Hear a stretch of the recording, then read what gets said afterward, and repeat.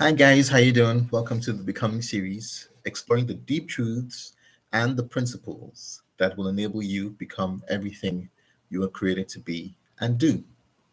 Now you're probably wondering why I'm not having my famous white earphones on. Well, for some reason, it's kind of like damaged. I think I stepped on it or something, so I'll just have to make do without the earphones for today or for this particular episode.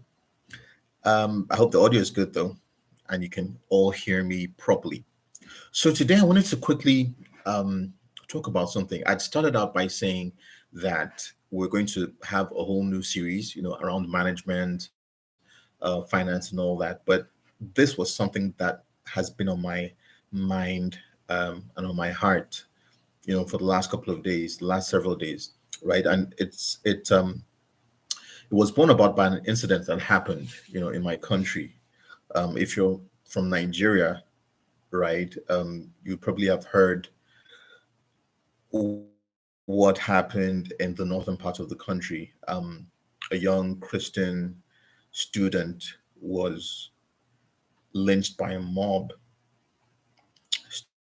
stoned to death, and burned, right, because she had supposedly made some comments that didn't go down well with the Islamic part of the community in reference to their religion, and the founder of their religion, right? Um, and when I heard that news, something just happened to me. Now it's not. This is by no means a one-off. This is an example of something that has been happening for quite a while, right? It's not an isolated incident. It has happened before, in several instances. But for some reason, this particular one got to me. I don't know what it is exactly. I think or I suspect that it's possibly because I have become so entrenched in the topic of the mind, right? How it works and how it ultimately affects our attitudes and our belief systems. Um, and possibly that's what really drew me, and drew me in into that story or to that incident. And it just got me thinking, the things that happen to us, or what makes us believe, or what twists our minds to the point where we deliberately and willingly take the life of another human being.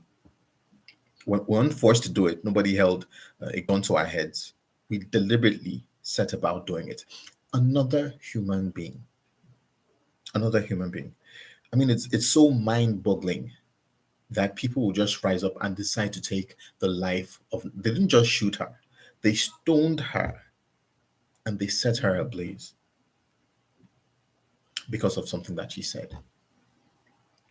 Now, what gave rise to their attitude?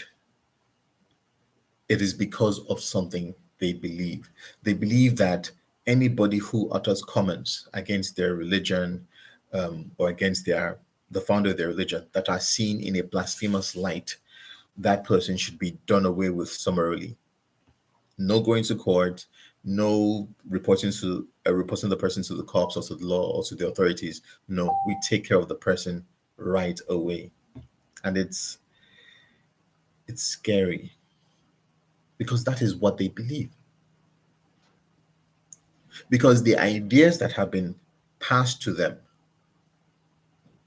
that they have received from childhood, is what or are the things that have come together to bring about their attitudes.